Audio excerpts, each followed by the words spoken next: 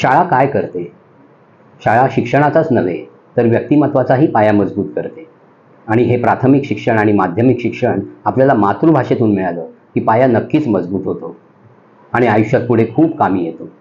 नमस्कार, मी Vipin Madhukar Jadhav, 1988 batch, Bhimanagar education society. 10वी नंतर मी कॉमर्समध्ये ग्रॅज्युएशन केलं आणि FY BComला असताना फॅशन डिझायनिंगचा डिप्लोमाही केला.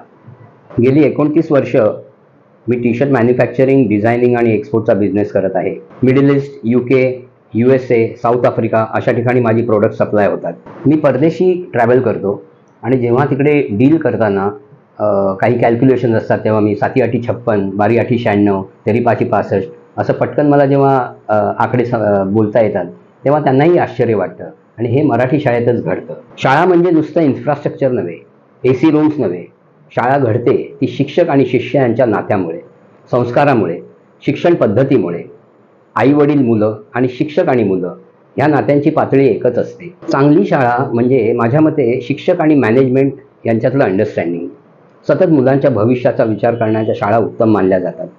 भीमानगर एज्युकेशन सोसायटी ही त्यातली एक शाळा आहे आणि मी हे स्वतः अनुभवले आहे. हे मूलभूत शिक्षण आपल्या मातृभाषेतून घेतलं की ते समजायला सोपं जातं. त्यातून मराठी भाषा म्हणजे संस्कार आणि विचार यांनी परिपूर्ण अशी. राहिली गोष्ट इंग्लिश भाषेची, ती एक फक्त भाषा आहे, मराठीपेक्षा फार सोपी. कुठलीही भाषा बोलून बोलूनच शिकता येते.